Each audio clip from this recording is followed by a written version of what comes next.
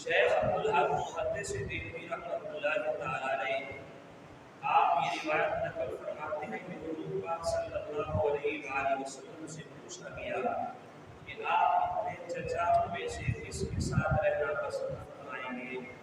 نبی رحمت صلی اللہ علیہ وآلہ وسلم نے فرمایا میں اپنے چچا ابو طالب کے ساتھ اور جناب ابو طالب کے عہد کفالت میں ایک مرتبہ شدید قحط سالی ہوئی، لوگ چیخ اٹھے، بارش کے لیے دعا پر میں جناب ابو طالب کے ہاں حاضر ہوئے اور جناب ابو طالب قریش کے مجمع کے ساتھ حرم کعبہ میں تشریف لائے اور حضور پاک صلی اللہ علیہ وآلہ وسلم کو بھی ساتھ لائے۔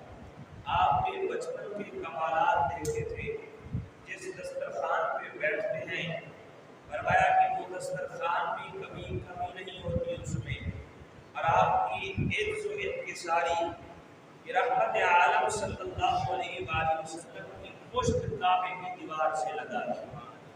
اب آئے تھے حرم میں دعا مانگنے کے لیے، رسول اللہ صلی اللہ علیہ وسلم کی پشت جو ہے کعبے کی دیوار کے ساتھ لگائی اور رحمت عالم صلی اللہ علیہ وآلہ وسلم کی عز و انکساری کی فرمائے کی وجہ سے دھولی جو ہے آسمان کی طرف آپ نے اٹھا، بچپن تھا اور فرمائے دھولی جو اٹھی ایسے آسمان کی طرف، بادل کا کہیں نام و نشان بھی نہ تھا، ہر طرف فرمائے کہ دھوپ ہی تھی اور سورج کی روشنی چمک رہی تھی، بادل کا کہیں نام تک نظر نہ آتا تھا۔ ابھی یہ تو بچپن تھا، میرے حضور کی انگلی کا اٹھنا تھا، ہر طرف سے بادل دوڑتے ہوئے آئے، ہر طرف سے بادل دوڑتے ہوئے آئے، موسلادھار بارش شروع ہو گئی، یہاں تک کہ تمام ندی نالے بہہ گئے اور اس موقع پر جناب ابو طالب نے حضور کی شان میں ایک قصیدہ لکھا۔ حضور کا جب یہ منظر دیکھا تو آپ کی شان میں رحمت عالم صلی اللہ علیہ وآلہ وسلم کی شان اقدس میں جناب ابو طالب نے ایک قصیدہ لکھا اور اس کا یہ شعر بڑا قطب تواریخ کے اندر محمد بن اسحاق نے بھی اس کو نقل فرمایا، تو یہ بڑا مشہور شعر ہے۔ آپ یہ کہا کرتے تھے کہ وَأَبْيَضُ يُسْتَسْقَى الْغَمَامُ بِوَجْهِهِ، اے حسن و جمال کے مالک ان کے چہرے کی برکت سے رب نے بارش نازل فرمائی۔ شمال الیتامى عصمتہ للارامل، فرمائے کہ یہ اتنے کا کریم ہے کہ ان کی شفقت جو ہے جو یتیموں اور بیواؤں کو بھی پناہ دیتے ہیں۔ یہ حضور پاک صلی اللہ علیہ وآلہ وسلم کی شان میں جناب ابو طالب نے یہ قصیدہ لکھا اور فرماتے ہیں کہ جب ابو طالب ہمیں اتنی محبت بھی کرتے تھے، یہاں پہ جناب ابو طالب کے ایمان کے بارے میں اختلاف کیا جاتا ہے، تو یہاں پہ امام اعظم ابو حنیفہ فرماتے ہیں کہ یہاں پہ سکون جو ہے وہ سب سے زیادہ بہتر ہے کہ آپ کے ایمان کے بارے میں کہ ہم بحث کریں کہ آیا وہ انہوں نے کلمہ پڑھا تھا یا نہیں پڑھا تھا، یہ ایک الگ بحث ہے، علماء نے اس پر بہت زیادہ بحث کی کلام فرمایا، لیکن رسول رحمت صلی اللہ علیہ وآلہ وسلم کے ساتھ محبت نرالی تھی۔ آپ فرمایا کرتے تھے انکا لمبارک، رسول اللہ صلی اللہ علیہ وسلم کی ذات کے بارے میں جناب ابو طالب کہا کرتے تھے یہ تو بڑی برکت والا ہے میرا بیٹا۔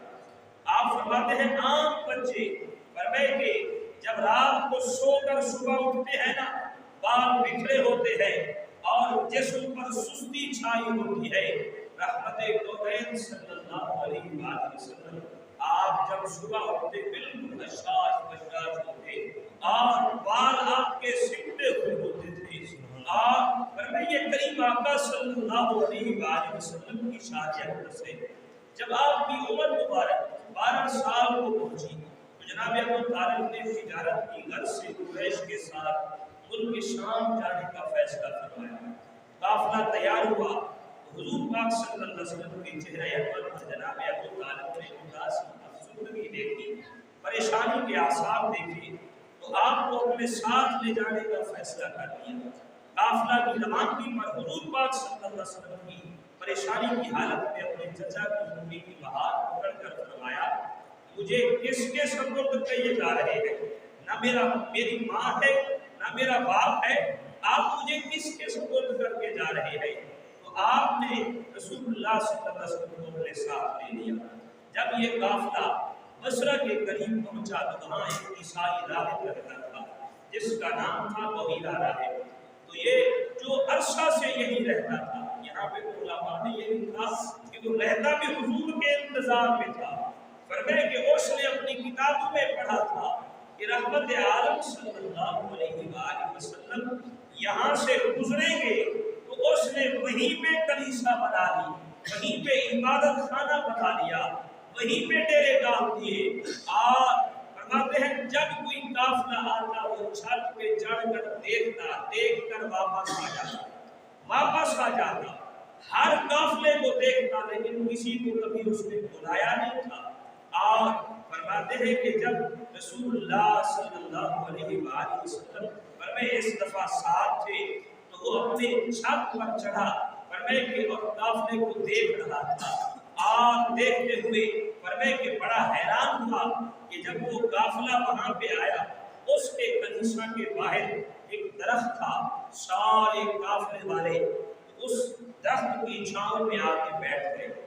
جیسے بیٹھے اب آخر میں رحمت عالم صلی اللہ علیہ وآلہ وسلم آپ آئے تو وہاں پہ کوئی سایہ دار جگہ باقی نہ تھی۔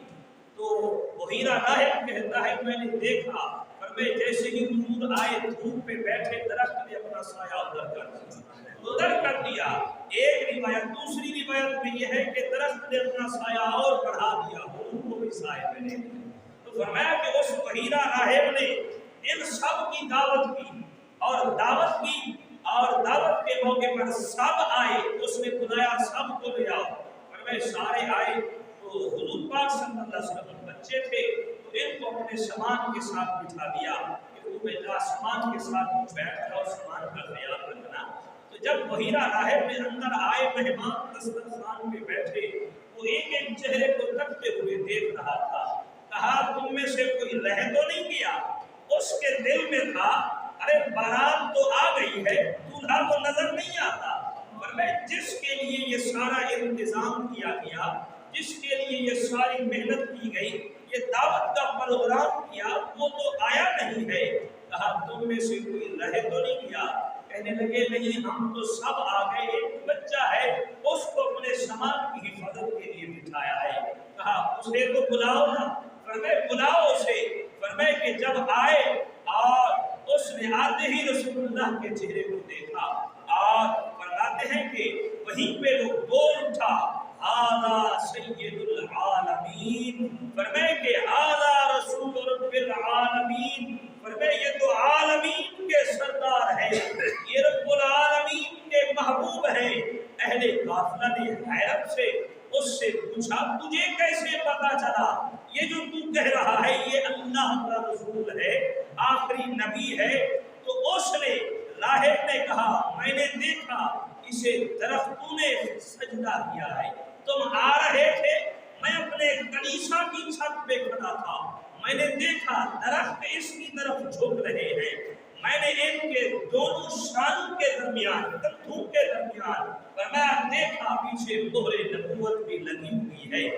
راہب نے کہا تمام قافلے والے جب درخت کے نیچے بیٹھے تو فرمایا سایہ دار جگہ نہیں تھی، درخت نے ان کے لیے سایہ اور بڑھا دیا۔ فرمایا یہ ان کی نشانی ہے۔ فرمایا کہ راہب نے کہا دیکھو درخت کا سایہ کس طرف ہے؟ فرمائے کہ سایہ جھکا ہوا تھا اس طرف، یعنی ادھر سورج ہو تو سایہ تو ادھر ہونا چاہیے۔ اب حضور کو آئے ادھر بیٹھے، درخت نے اپنا سایہ اوڑھ لیا، ادھر حضور کی طرف کر لیا۔ اور فرمائے کہ راہب نے کہا فرمائے کہ رسول اللہ صلی اللہ علیہ وسلم کی بارگاہ میں سوال کیا میں آپ کو لات و عزیٰ کی قسم دے کر کہتا ہوں، آپ جواب دیں گے؟ رحمت عالم صلی اللہ علیہ وسلم نے فرمایا مجھے لات و عزیٰ کی بات مت کرو، مجھے ان سے نفرت ہے۔ تو اس نے کہا میں اللہ کے واسطے سے پوچھتا ہوں، آپ جواب دیں گے؟ فرمایا ہاں جو پوچھو گے جواب دوں گا۔ वरना ये पहली निशानी है। और तो उसने हुजूर पाक सल्लल्लाहु अलैहि वसल्लम से आपकी नींद और बेदारी के मुतालिक सवालात किए, हुजूर ने उसके जवाब दिए और आखिर में उसने पुष्प मुबारक पर मोहरे नबूवत की जियारत की। बाद में फरमाए जनाब अबू तालिब से कुछ सवालात किए। जनाब अबू तालिब से पूछा, ये बच्चा आपका क्या लगता है? जनाब अबू तालिब ने कहा, मेरा बेटा है। उसने कहा, ये आपका बेटा नहीं हो सकता, ये आपका बेटा नहीं हो सकता। आपने कहा, हाँ ये मेरा भतीजा है। कहा, आप सही जवाब दिया। फरमाए कि मेरे इल्म के मुताबिक यह है, इसका बाप भी जिंदा नहीं है। आपने कहा, बिल्कुल ठीक है।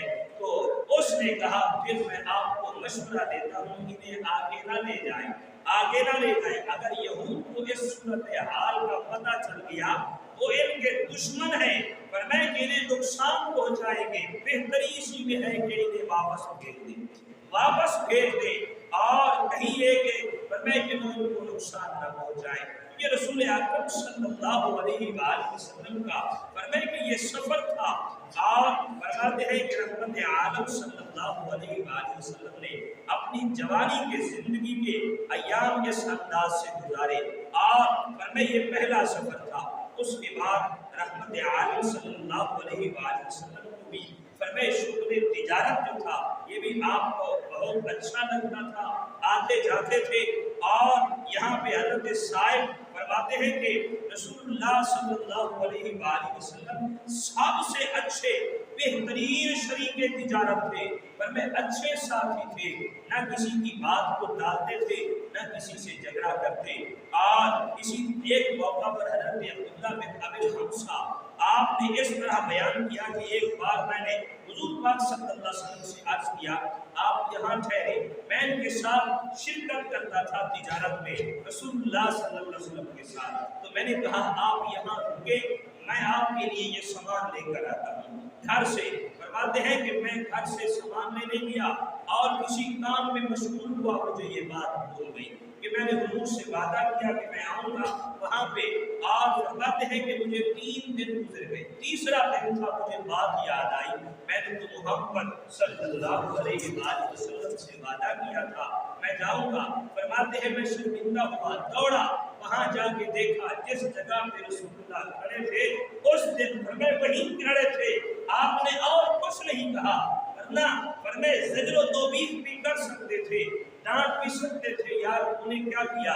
फरमाए कि मैं 3 दिन से यहाँ खड़ा हूँ। आपने फरमाया, फरमाए 3 दिन से, फरमाए कि मैं तेरा यहाँ पे इंतजार कर रहा हूँ। अब्दुल्लाह बिन अबी हमसा का ये वाक़या ऐलाने नबूवत से कब्ल शराकत कर फरमाए तिजारत में जो शराकत थी उसका वाक़या है। और रसूलुल्लाह सल्लल्लाहु अलैहि वसल्लम अपने फरमाए के दौर में हज़रत सय्यदा खदीजतुल कुबरा का भी दौर था, बहुत बड़ी ताजरा थी, आपका बहुत कसीर माल जाया करता था। और मक्का मुकर्रमा के तमाम ताजरों से ज्यादा फरमाए के तिजारत का माल हज़रत खदीजतुल कुबरा का होता था। तो हुजूर के चचा अबू तालिब को पता चला कि इस मरतबा खदीजतुल कुबरा का माल जाने वाला है, तो लिहाजा रसूलुल्लाह सल्लल्लाहु अलैहि वसल्लम से फरमाया है, बेटे फरमाए कि खदीजा का माल जाने वाला है, आप जाएं उनके फरमाए माल लेकर जाएं, उनसे कहें कि हमें दे दें, हम आपका माल लेकर जाएंगे। रसूलुल्लाह सल्लल्लाहु अलैहि वसल्लम ने फरमाया, ऐ चचा फरमाए कि मैं उनके पास नहीं जाऊंगा उनसे मांगने के लिए, आप जाएं माल कर दें। फरमाए अगर मांग दें तो मैं चला जाऊंगा, लेकिन मांगने के लिए मैं उनके पास नहीं जाऊंगा। फरमाए इनकी ये बात किसी ने सुनी तो फरमाए जाके खदीजतुल कुबरा को बताया कि रसूलुल्लाह सल्लल्लाहु अलैहि वसल्लम उस वक्त, ये तो फरमाए ऐलाने नबूवत से पहले के वाक़यात हैं, फरमाए कि उस वक्त आपकी उम्र 25 साल थी। और फरमाते हैं जब उनको पता चला कि आप ख्वाहिशमंद हैं तो उन्होंने हुजूर को फरमाए पैगाम भिजवाया कि मैं इस बात पे राजी हूँ कि मेरा माल आप लेकर जाएं और उनके शाम में तिजारत के लिए। तो जब हुजूर पाक सल्लल्लाहु अलैहि वसल्लम ने अपने चचा को बताया तो फरमाते हैं बहुत खुश हुए, और हुजूर उनका माल लेकर जब जा रहे तो हज़रत खदीजा ने फरमाए अपने एक गुलाम मैसरा को हुजूर के साथ भेजा। फरमाए कि इसलिए नहीं कि इनको देखना कैसे काम करते हैं, फरमाए कि اس نے کہا فرمائے لا تعص امرا، کسی معاملے میں ان کی نافرمانی نہ کرنا، فرمائے کہ اور ولا تخالف لہ، فرمائے کہ رائین، فرمائے ان کے کسی معاملے میں بھی، رائے میں بھی ان کی مخالفت نہ کرنا۔ مطلب یہ سمجھانا تھا، فرمائے کبھی یہ مت سمجھنا کہ میں خدیجہ کا غلام ہوں اور آپ کے ساتھ مال لے کر آیا ہوں، بلکہ میرا نہیں، ان کا غلام بن کے جانا ہے، ان کا غلام بن کے جانا ہے۔ حضرت خدیجہ الکبریٰ فرمائے کہ آپ نے یہ غلام بھیجا اور یہ قافلہ جو ہے مکے سے 15 یا 16 ذی الحج کو فرمائے مکے سے روانہ ہوا۔ اہل خانہ نے الوداع کیا اور شیخ ابو محمد زہرہ نے اپنی کتاب خاتم النبیین کے اندر فرماتے ہیں کہ ایسا قافلہ چلا جس میں وہ ذات والا صفات تھی، فرمائے جو ساری کائنات سے افضل و اعلیٰ تھی، اور اب قدرت کا لطف و کرم بھی اس کی حفاظت فرما رہا ہے۔ کئی دنوں کے بعد یہ قافلہ فرمائے شام کے مشہور مقام بصرہ میں پہنچ گیا، ایک راہب کے عبادت خانہ کے قریب۔ اب یہاں پہ بھی محدثین نے یہی لکھا، فرماتے ہیں وہی عبادت خانہ تھا جس میں پہلے فرمائے کہ بحیرہ راہب رہا کرتا تھا، آج اس میں وہ نہیں تھا، لیکن اس کی جگہ فرماتے ہیں کہ نستورہ راہب تھا۔ اور فرمائے کہ حضور پاک صلی اللہ علیہ وسلم کی جب پہلی مرتبہ آئے تھے عمر مبارک 12 سال تھی، اب کی بات فرمائے کہ عمر مبارک فرماتے ہیں 25 سال، یعنی 13 سال کے بعد یہ قافلہ آیا۔ شام کے اس دوسرے تجارتی سفر میں قافلہ نے جب بصرہ کے فرمائے کہ راہب نستورہ راہب کی عبادت گاہ کے قریب قیام کیا تو نستورہ کی ملاقات میسرہ سے ہوئی۔ اس نے گفتگو شروع کی، فرمایا کہ یہ نوجوان کون ہے جو تیرے ساتھ آیا ہے؟ اب یہ میسرہ سے پوچھ رہے۔ اس نے کہا مکہ مکرمہ کا ایک قریشی ہے، فرمائے کہ بہت ہی فرمائے کہ اعلیٰ فرمائے کہ اخلاق کا بالغ ہے۔ تو اس راہب نے حضور کی زیارت کی، قریب ہو کر سر اور قدمین شریفین کو بوسہ دیا، اور اس طرح اس نستورہ راہب نے شہادت دی۔ فرمایا ابھی 25 سال کی عمر ہے، لوگ کہتے ہیں اے رسول اللہ کی فرمائے رسالت پہلے کہاں تھی؟ فرمائے آپ نے تو 40 سال کی عمر میں بے شک کا اعلان فرمایا، فرمائے کہ نستورہ راہب تو 25 سال کی عمر میں بھی جب حضور سامنے ہے، اب اس کا کلام سنیے کیا کہہ رہا ہے۔ اس نے کہا آمنت بکا واشہد انک الذی ذکرہ اللہ تعالی فی التوراۃ، میں آپ پر ایمان لے آیا ہوں اور گواہی دیتا ہوں آپ وہی رسول ہے جن کا ذکر اللہ نے تورات کے اندر کیا، تورات کے اندر کیا ہے۔ اور فرماتے ہیں فلما رآنی الخاتم، فرمائے کہ قبلہ وقال اشہد انک رسول اللہ صلی اللہ علیہ وسلم النبی الامی بشر بک عیسیٰ، فرماتے ہیں کہ پھر اس نے فرمائے آپ کے دونوں کندھوں کے درمیان مہر نبوت کی زیارت کی اور اسے چھپا، پھر کہا فرمائے میں گواہی دیتا ہوں آپ اللہ کے رسول ہیں اور نبی امی ہیں جن کی بشارت فرمائے حضرت عیسیٰ علیہ السلام نے دی تھی۔ فرمائے کہ اور اس نے آخر میں یہ الفاظ بھی کہے ہوگا نبی و آخر الانبیاء، فرمائے یہ وہ نبی ہے جو تمام نبیوں سے آخری ہے، یعنی آخری نبی ہے، خاتم الانبیاء ہے، ان کے بعد کوئی اور نبی نہیں آئے گا۔ راہب کا یہ ایمان افروز واقعہ اور حق گوئی کا یہ بیان میسرہ دیکھ کر حیران رہ گیا، اور میں آنکھوں سے یہ واقعہ دیکھ چکا تھا کہ دھوپ میں حضور پاک صلی اللہ علیہ وسلم پر بادل سایہ کیا کرتا تھا۔ مکہ مکرمہ سے لایا گیا سامان تجارت یہاں شام میں بہتر قیمت پر فروخت ہوا اور یہاں سے مکہ مکرمہ کے لیے سامان خریدا گیا۔ میسرہ نے اس سفر میں ایک اور منظر بھی دیکھا، اس نے کہا کہ کسی بات پر فرمائے جھگڑا ہو گیا، فرمائے کہ اس نے ایک بندے نے حضور سے جھگڑا کرنے لگا، اس نے حضور سے کہا آپ لات و عزیٰ کی قسم اٹھائیں تو میں مان جاؤں گا۔ حضور نے فرمایا کہ ان جھوٹے خداؤں کو میں نہیں مانتا۔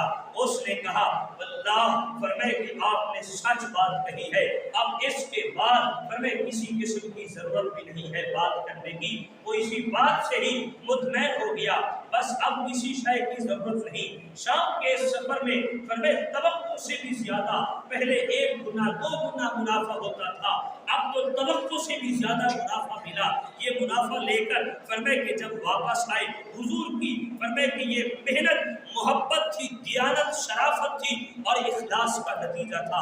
اور واپسی پر جب یہ قافلہ مکہ مکرمہ کے قریب آیا تو حضور پاک صلی اللہ علیہ وسلم نے میسرہ سے فرمایا اے میسرہ جاؤ اپنی مالکہ سے کہو فرمائے کہ قافلہ آ رہا ہے۔ فرمائے جب اس نے جا کے خدیجہ الکبریٰ کو بتایا کہ اب قافلہ ہمارا بہت زیادہ منافع لے کر آ رہا ہے، تو حضرت خدیجہ جلدی سے اٹھی اپنے گھر کی چھت پہ آئی، آ کے دیکھا اپنے قافلے کو بھی دیکھ رہی ہے اور آنکھوں سے وہ مناظر بھی دیکھ رہی ہے کہ حضور کی سواری دھوپ پہ آ رہی، اوپر سے فرشتوں نے سایہ دیا ہوا ہے، یہ مناظر اپنی آنکھوں سے دیکھ رہی ہے۔ خدیجہ الکبریٰ اس سے بڑی متاثر ہوئی اور حضور پاک صلی اللہ علیہ وآلہ وسلم کی دیانت محنت اخلاص شرافت سے اور فرمائے کہ آپ کے اخلاق سے بہت زیادہ اور جو آنکھوں سے مناظر دیکھے ان سے متاثر ہوئی۔ اور یہ تو بات آنکھوں دیکھی تھی، جو میسرہ نے واقعات سنائے تھے ان سے بڑی متاثر ہوئی اور فرمائے کہ آپ سے جو اجرت طے ہوئی تھی کہ پہلے لوگوں کو 1 گنا اجرت دی جاتی ہے، آپ کو 2 گنا دیں گے، یہ وعدہ تھا۔ لیکن جب مال ہی اتنا کثیر لے کر آئے پھر انہوں نے یہ وعدہ بھی بھلا دیا کہ 1 گنا دینا ہے یا 2۔ فرمائے کثیر مال دیا، حضور کی بارگاہ میں پیش کیا اور بعد میں حضرت خدیجہ الکبریٰ کے دل میں یہ خیالات بھی ابھرے کاش کہ فرمائے ان سے ازدواجی تعلقات اگر بن جائے تو اس سے اچھا موقع اور کوئی نہیں ہو سکتا۔ لیکن حضرت خدیجہ فرمائے کہ یہ سوچتی تھی کہ یہ پیغام آپ کی بارگاہ میں کیسے بھیجا جائے، تو آپ کے ساتھ ایک فرمائے آپ کی سہیلی رہا کرتی تھی، فرمائے نفیسہ نام تھا ان کا، انہوں نے کہا کہ میں جا کے حضور سے بات کروں گی۔ فرمائے وہ آئی حضور کی بارگاہ میں عرض کی کہ اے آقا فرمائے آپ فرمائے شادی کیوں نہیں کرتے؟ میرے کریم آقا صلی اللہ علیہ وسلم نے فرمایا اے نفیسہ فرمائے مجھے معلوم تو ہے نا فرمائے ہمارے گھر میں فرمائے کہ پہلے بھی بہت ساری فرمائے پریشانیاں ہیں اور یہ بات ہے کہ فرمائے کہ غربت کی وجہ سے اخراجات نہیں ہیں۔ اس نے کہا حضور آپ راضی ہو جائیں، اخراجات میرے ذمہ ہیں، میرے ذمہ ہیں۔ تو فرمایا آپ نے اپنے چچا سے فرمائے کلام کیا اور اس بات پہ فرمائے گفتگو ہوئی، آپ بھی راضی ہو گئے، یہ رشتہ طے پایا۔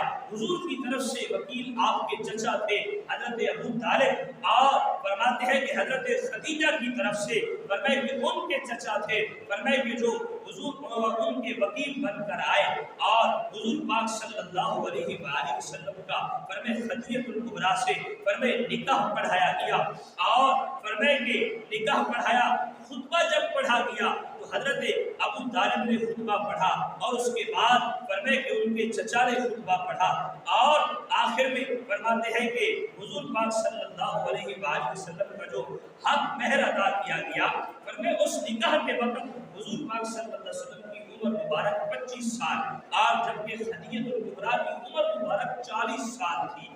اور فرماتے ہیں کہ حضور پاک صلی اللہ علیہ وآلہ وسلم کا سیرت ابن ہشام کے حوالے سے ایک روایت ہے کہ 20 اونٹ مہر مقرر ہوا اور ابو البشر برائی کہتے ہیں کہ مہر کی مقدار جو تھی 12.5 اوقیہ فرمائے کہ تھی، 1 اوقیہ 40 درہم کا ہوتا ہے، کل مہر 500 درہم تھے جو حضور پاک صلی اللہ علیہ وآلہ وسلم کے نکاح کے وقت فرمائے کہ یہ حق مہر مقرر ہوا اور حضور پاک صلی اللہ علیہ وآلہ وسلم کی فرمائے سیدہ خدیجہ الکبریٰ کے بدن سے فرماتے ہیں کہ 4 صاحبزادیاں اور 2 بیٹے ہوئے۔ فرمائے کہ پہلے حضرت سیدہ فاطمہ الزہرا، سیدہ رقیہ، سیدہ زینب، سیدہ ام کلثوم رضی اللہ تعالی عنہن، فرمائے یہ 4 صاحبزادیاں ان کے شکم سے اور فرماتے ہیں حضور کے کل 3 صاحبزادے ہوئے، 2 صاحبزادے حضرت خدیجہ الکبریٰ سے فرمائے جن میں سے اور فرمائے کہ ایک کا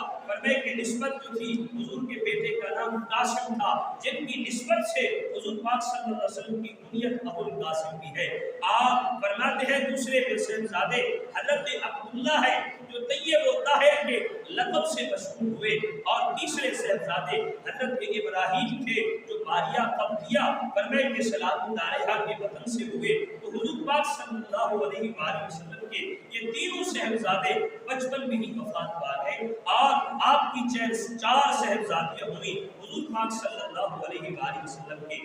اور اسی دوران آپ آگے یہ سلسلہ فرمائے زندگی کا، اب فرمایا کہ آپ اکیلے نہیں تھے، آپ کے غمخوار چچا بھی ساتھ تھے اور غمخوار فرمائے کہ آپ کی زوجہ بھی ساتھ میں ہے۔ اور آگے ایک واقعہ حضور کی محبت کا یہاں پہ بیان فرماتے ہیں کہ حضرت زید بن حارثہ کا ایک واقعہ، آپ اپنی والدہ سعدی کے ساتھ بچپن میں فرماتے ہیں ننہال آئے اور تو وہاں سے بنی کین قبیلہ کے ڈاکو نے انہیں اغوا کر لیا، فرمائے اغوا کر لیا اور فرمائے وہاں پہ آ کے عکاظ کے بازار میں ان کو بیچ دیا، 400 درہم کے بدلے میں ان دونوں کو بیچا گیا۔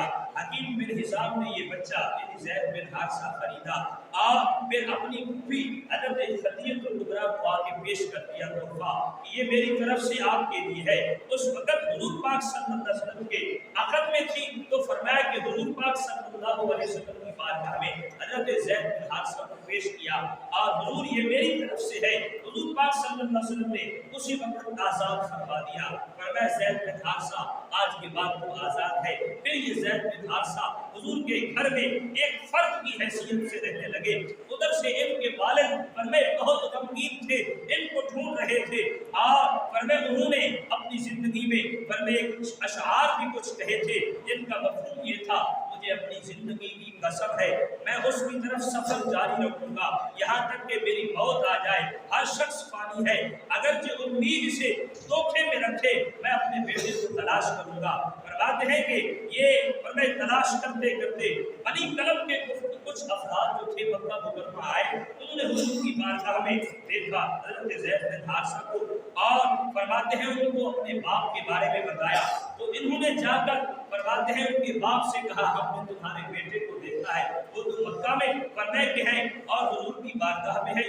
وہ آئے اور حضور کی بارگاہ میں اپنے بھائی کو ساتھ لے کر جب حضور کی بارگاہ میں آئے عرض کی کہ اے کریم اخلاق والے، فرمائے کہ اے اچھے نسب والے، اے اچھے اخلاق والے، اے اچھے خلق والے محبوب، آپ کرم فرمائے ہمارے بیٹے کو ہمارے ساتھ بھیج دے، ہم بہت پریشان ہیں۔ میرے کریم آقا صلی اللہ علیہ وآلہ وسلم نے فرمایا ہم زید کو بلاتے ہیں، فرمایا اگر وہ آپ کے ساتھ جانا چاہے تو ہم اسے روکیں گے نہیں، لیکن اگر وہ نہیں جانا چاہے گا تو ہم اسے جانے نہیں دیں گے۔ فرمایا جب زید کو بلایا گیا تو اس کے باپ نے کہا بیٹا آؤ ہم تمہیں لینے آئے ہیں، فرمایا کہ ہم اتنے عرصے سے فرمایا تمہارے غم میں پریشان ہیں۔ تو آگے بیٹے نے کیا جواب دیا، کہا فرمایا کہ اے میرے والد محترم اب تو پوری زندگی میں یہی ان حضور کے قدموں میں رہوں گا، فرمایا یہاں سے نہیں جاؤں گا۔ فرمایا کہ اس نے کہا تو نے علم کی خاطر اپنے باپ کو چھوڑ دیا، کہا اے میرے باپ فرمایا یہ تو تو ہے، فرمایا میری ماں ہے، مجھے پورا خاندان بھی چھوڑنا پڑے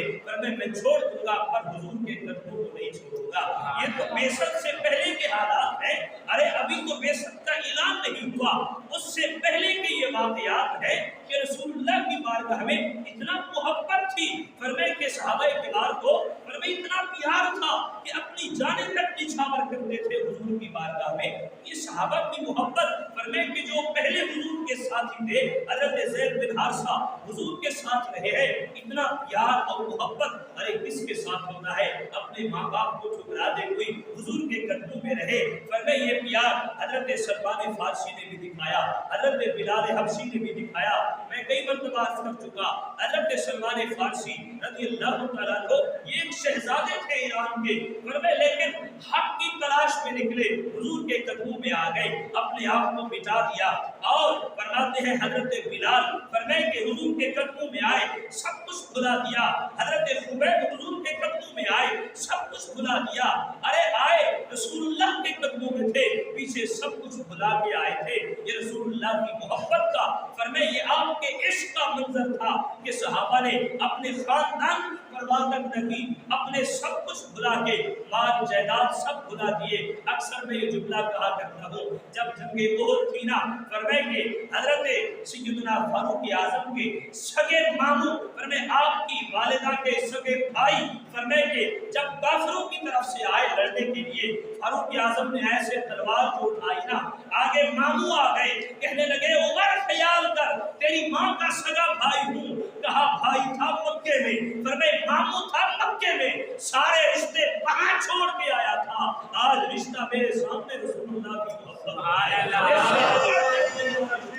اللہ اکبر رسالت یا رسول اللہ حیدری یا غوثیہ یا غوثیہ اہل سنت. اس صحابہ کرام کی رسول اللہ سے محبت کا انداز تھا. اپنے رشتے جو حضور کو نہیں مانتے تھے سب کو بھلا دیا. سیدنا ابو بکر صدیق رضی اللہ تعالیٰ عنہ کے بیٹے عبدالرحمن نے ایمان لانے کے بعد عرض کی کہ ابا حضور جب غزوہ بدر کا معرکہ ہوا تو یہ عبدالرحمن کافروں کی طرف سے آئے تھے اور کہنے لگے ابا جان اس دن آپ 3 مرتبہ میری تلوار کے نیچے آئے, میں نے بات سمجھ میں چھوڑ دیا. آگے سنیے صدیق اکبر نے کیا جواب دیا. کہا بیٹا تم نے بات سمجھ کے چھوڑ دیا, اگر میرے سامنے ایک مرتبہ بھی آ جاتا تو کاٹ کے رکھ دیتا. میرے سامنے رشتہ صرف رسول اللہ کی محبت کا ہے, پر میں اس سے آگے اور کوئی رشتہ نہیں ہے. اس لیے پر میں جو رسول اللہ کا ہے وہ ہمارا ہے, پر میں جو رسول اللہ کا نہیں ہے وہ ہمارا نہیں ہے. پر میں یہ ساری بات, پر میں سارا عشق اور ساری محبت, کائنات کا سارا ثمر جو ہے رسول اللہ کی محبت کا نتیجہ ہے. اس لیے اللہ رب العالمین نے بھی اپنے محبوب کی محبت میں قسمیں اٹھائیں. لا اقسم بہذا البلد, محبوب فرمائے مجھے قسم ہے اس شہر کی, فرمائے کہ لا اقسم بہذا البلد وانت حل بہذا البلد. محبوب اس شہر کی قسم پتہ ہے کیوں کھائی؟ اس لیے کہ آپ اس شہر میں چل رہے ہیں, آپ اس شہر میں چل رہے ہیں. یہاں پہ شاہ عبدالعزیز دہلوی رحمۃ اللہ تعالی علیہ فرماتے ہیں محبوب نے, اللہ نے اپنے محبوب کے لیے صرف مکے کی قسم نہیں کھائی, محبوب جہاں جہاں چلے رب نے ہر اس جگہ کی قسم کھائی ہے. محبوبہ مجھے تیری قسم, اللہ نے تو محبوب کی عمر کی قسم کھائی, محبوب کی لسان کی قسم کھائی, محبوب کے زلف عنبری کی قسمیں کھائی, محبوب کے چہرے کی قسمیں کھائی. رب قسمیں کھا کھا کے, ارے قسم کس بات پہ کہی جاتی ہے؟ بات کو پکا کرنے کے لیے ہم قسم کھاتے ہیں. مولا تو نے اپنے محبوب کی ذات کے لیے قسمیں کھائی. لعمرک, محبوبہ مجھے تیری عمر کی قسم ہے. اللہ نے فرمایا محبوبہ تجھ تیری زندگی کی قسم, فرمایا تیرے ہاتھوں کی قسم ہے. محبوب تیرے زلف عنبری کی قسم ہے, جو تیرا بن جائے گا جنت ساری اس کو دے دوں گا. فرمایا کہ جو تجھ سے منہ موڑے گا فرمایا جہنم میں ڈال دوں گا. فرمایا ساری زندگی میں کامیابی کا دار و مدار رسول اللہ کا عشق ہے, رسول اللہ کی محبت